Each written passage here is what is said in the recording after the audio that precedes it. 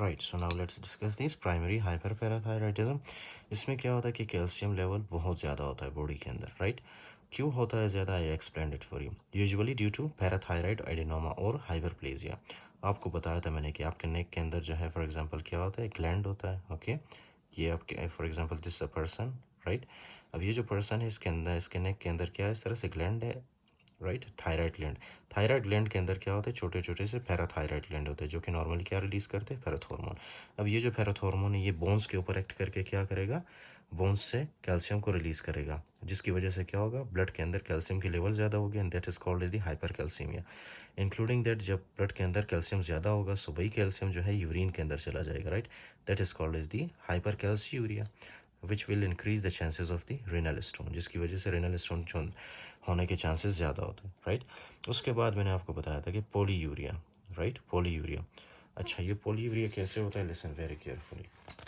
मैंने आपको बताया था कि ब्लड ऑस्मोलैरिटी जब इंक्रीज़ होती है तो आपका थर्स्ट सेंटर स्टिमुलेट होता है, थर्स्ट सेंटर जब स्टिमुलेट होता है तो आप ज़्यादा से ज़्यादा पानी पीते हो, that condition is called as polydipsia. जब पानी ज़्यादा पियोगे तो जाहिर सी बात है कि वही पानी जो है इस तरह से आपके नेफ्रॉन से फिल्टर होके बॉडी से बाहर जाएगा, राइट। बॉडी से जब पानी बाहर जाता है so that condition is called is the polyuria, okay, polyuria, right.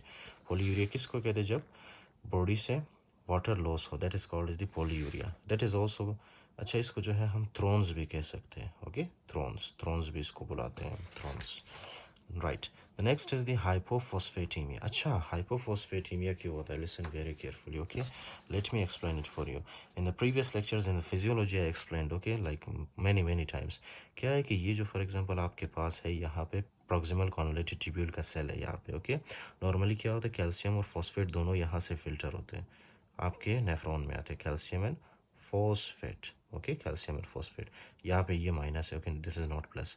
अच्छा, कैल्शियम फॉस्फेट यहाँ पे आके रीअब्जॉर्ब होते हैं, so we will not discuss about the calcium because we already did.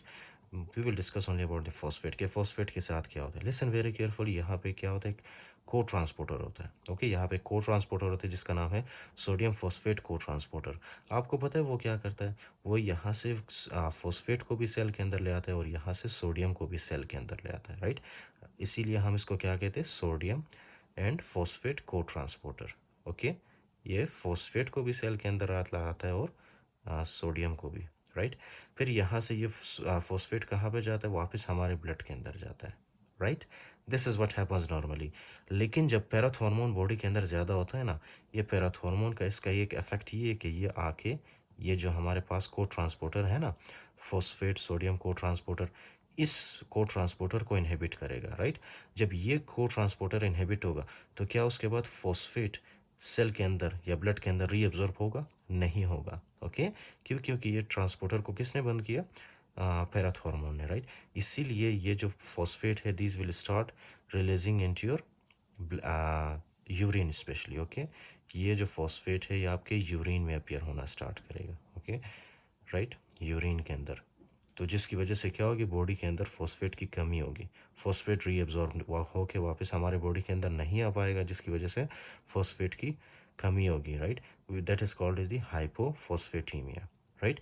सो आप ये भी कह सकते हो कि parathormone is a phosphate trashing hormone. मतलब ये कि पैराथॉर्मोन क्या करता है, जब ये इंक्रीज़ होता है बॉडी के अंदर ये फॉस्फेट को रीअब्जॉर्ब होने नहीं देता और फॉस्फेट को हमारे बॉडी से बाहर निकालता है, सिंपल।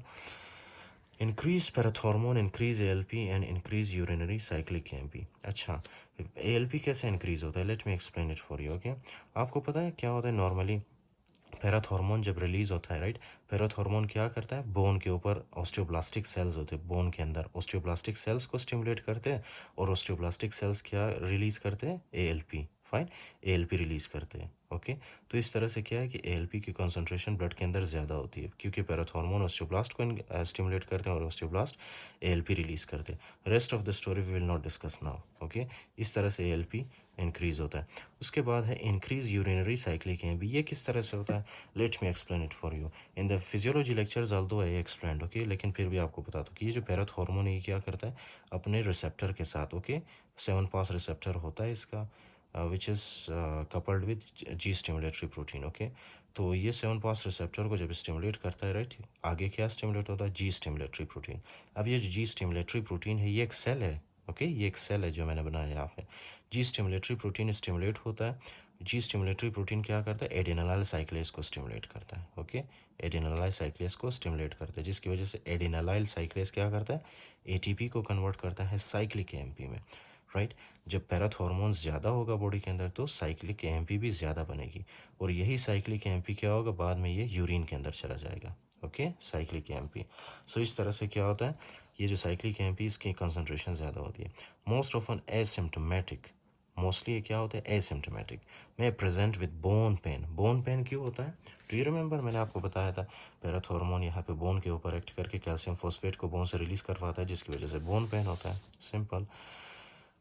वीकनेस कॉन्स्टिपेशन, वीकनेस जाहिर सी बात है, वीकनेस तो होगा ना, कॉन्स्टिपेशन भी होगा। कॉन्स्टिपेशन क्यों होगा पेशेंट में, आई डिस्कस्ड विथ यू कि ये जो है कैल्शियम यहाँ पे जो आपके फॉर एग्जांपल इंटेस्टिन के नर्व हैं या मतलब मसल्स हैं, उनको क्या करता है, उनमें डिस्टर्बेंस काज करता है, राइट, हाइपर कैल्शियम, जिसकी वजह से मोटिलिटी कम होती है जीआईटी में और कॉन्स्टिपेशन होता है पेशेंट में, राइट। ग्रोन्स, अच्छा ये जो कॉन्स्टिपेशन है इसको हम ग्रोन्स भी कह सकते हैं। ओके ग्रोन्स भी कहते हैं इसको, एक थ्रोन्स है दूसरा ग्रोन्स है। ओके एब्डोमिनल और flank pain, kidney stones. Flank pain क्यों होता है, आई डिस्कस्ड विद यू कि ऑब्वियसली यहाँ पे क्या है, किडनी स्टोन जब कैल्शियम ज़्यादा होता है यूरिन के अंदर, राइट, तो स्टोन फॉर्मेशन होने के चांसेस ज़्यादा होते हैं, जिसकी वजह से फ्लैंक पेन होता है जब स्टोन होता है, राइट, किडनी स्टोन। एब्डोमिनल और flank pain, kidney stone, acute pancreatitis, do you remember आपको बताया था कि यही हाइपर कैल्सीमिया क्या करता है, कैल्शियम डिपॉजिट होता है पैनक्रियास के अंदर या ब्रेन के अंदर। पैनक्रियास के अंदर जब डिपॉजिट होता है that will lead to pancreatitis which will present with epigastric pain. Calcium जब ब्रेन के अंदर डिपॉजिट होता है so that will lead to psychiatric overtone, okay, neuropsychiatric disturbance due to hypercalcaemia. There is one more condition by the name of osteitis fibrosa cystica, which is very important. इसमें होता क्या है, cystic bone space is filled with brown fibrous tissue. I will explain it, don't worry, okay, we will read it first. Brown tumor consisting of osteoclast and deposit hemocidrine from hemorrhage. Listen very carefully, इसमें होता क्या है, ये आपके पास एक bone है जो मैंने यहाँ पे ड्रॉ किया है, राइट, ये बोन है और ये नीचे ब्लड वेसल है, राइट। पैराथ हार्मोन क्या करते हैं, पैराथ हार्मोन बोन के अंदर ऑस्टियोब्लास्ट के सेल्स होते हैं, ऑस्टियोब्लास्ट के सेल्स को बोन के अंदर क्या करता है, ये स्टिमुलेट करता है, फाइन। जब बोन के अंदर ऑस्टियोब्लास्ट सेल्स स्टिमुलेट होते हैं, राइट, तो ऑस्टियोब्लास्टिक एक्टिविटी जब ज़्यादा होती है so that will lead to increase level of the ALP release होता है, ओके, ऑस्टियोब्लास्ट से। फिर यही एएलपी जब ज़्यादा होती है बॉडी के अंदर, these will stimulate the osteoclastic cells, okay. Osteoclastic cells को आप टेररिस्ट्स भी कह सकते हो, ओके, टेररिस्ट्स। क्यों, क्योंकि ये जो है सिर्फ इनका काम है डिस्ट्रक्शन करना। ये जब ये स्टिमुलेट होते हैं ना ऑस्टियोक्लास्ट्स, ये क्या करते हैं, बोन की डिस्ट्रक्शन को स्टार्ट करते हैं। बोन की डिस्ट्रक्शन को कैसे स्टार्ट करते हैं कि ये बोन से कैल्शियम और फॉस्फेट को बाहर निकालते हैं, राइट। जब बोन के अंदर कैल्शियम और फॉस्फेट नहीं होगा तो जाहिर सी बात है बोन वीक होगा, ओके, बोन वीक होगा, कैल्शियम बाहर निकल जाएगा बोन से, फॉस्फेट बाहर निकल जाएगा, जिसकी वजह से इस तरह से एक स्पेस, एम्प्टी स्पेस बनेगा बोन के अंदर। क्यों बनेगा, क्योंकि कैल्शियम और फॉस्फेट को आपने बाहर निकाला तो पीछे एक एम्प्टी स्पेस बनेगा, जिसको हम क्या कहते हैं, इसको हम कहते हैं स्पेस, राइट। अब इस स्पेस के अंदर क्या है कि फाइब्रस, ब्राउन फाइब्रस टिश्यू की डिपोजिशन होती है, ओके, ब्राउन फाइब्रस टिश्यू की डिपोजिशन होती है इस एम्प्टी स्पेस के अंदर, राइट। इंक्लूडिंग दैट जब यहाँ से कैल्शियम और फॉस्फेट बाहर निकलते हैं ना, तो यहाँ पे क्या होता है, यहाँ पे जो फॉर एग्जांपल ब्लड वेसल्स है ना, वो ब्लड वेसल्स रप्चर होते हैं, ओके। ब्लड वेसल्स रप्चर होने की वजह से यहाँ पे कुछ इमेच्योर ब्लड वेसल्स भी होते हैं, फाइन। इमेच्योर ब्लड वेसल्स, वो इमेच्योर ब्लड वेसल्स रप्चर होते हैं जिनकी वजह से उन ब्लड वेसल्स में से क्या निकलता है, रेड ब्लड सेल्स, और रेड ब्लड सेल्स भी रप्चर होते हैं। रेड ब्लड सेल्स जब रप्चर होंगे ना, तो रेड ब्लड सेल्स के अंदर ऑब्वियसली क्या होगा, आयरन, उसी आयरन को हम हेमोसिड्रीन भी कह सकते हैं, ओके, हेमोसिड्रीन, उस आयरन को हम हेमोसिड्रीन भी कह सकते हैं। तो जाहिर सी बात है जब रेड ब्लड सेल रप्चर होगा, रेड ब्लड सेल के अंदर आयरन होगा या हेमोसिड्रीन होगा, वो हेमोसिड्रीन भी इस तरह से लीक होके इस एम्प्टी स्पेस में डिपॉजिट होना स्टार्ट करेगा, राइट।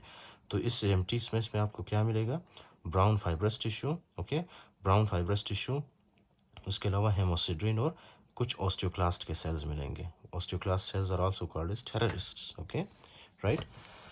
अच्छा, तो consisting of osteoclast and deposited haemosiderin from haemorrhage, यहाँ पे जो हुआ था, ओके, हेमोरेज होता है, causes bone pain due to increased parathormone, classically associated with primary but also seen with secondary hyperparathyroidism, right. अच्छा, इसमें जो मोस्ट इंपॉर्टेंट फाइंडिंग्स है वो क्या है? First of all stones, kidney stones, जो कि हाइपर कैल्सीमिया की वजह से होते हैं। दूसरा है थ्रोन्स। थ्रोन्स का मतलब क्या है? पोलीयूरिया। जब आप ज़्यादा पानी पीते हो तो ज़्यादा क्या होता है, वही पानी आपके यूरिन में चला जाता है, right, that is called is the polyuria. उसके अलावा है बोन्स। बोन्स का मतलब बोन पेन जब होता है, जब बोन के अंदर से कैल्शियम और फॉस्फेट रिलीज होता है, सो बोन वीक होता है, राइट। उसके बाद है ग्रोन्स। ग्रोन्स का मतलब क्या है? Constipation, which I discussed, and psychiatric overtones. So we discussed these features in the primary hyperparathyroidism. In the next video, we'll discuss about the secondary hyperparathyroidism.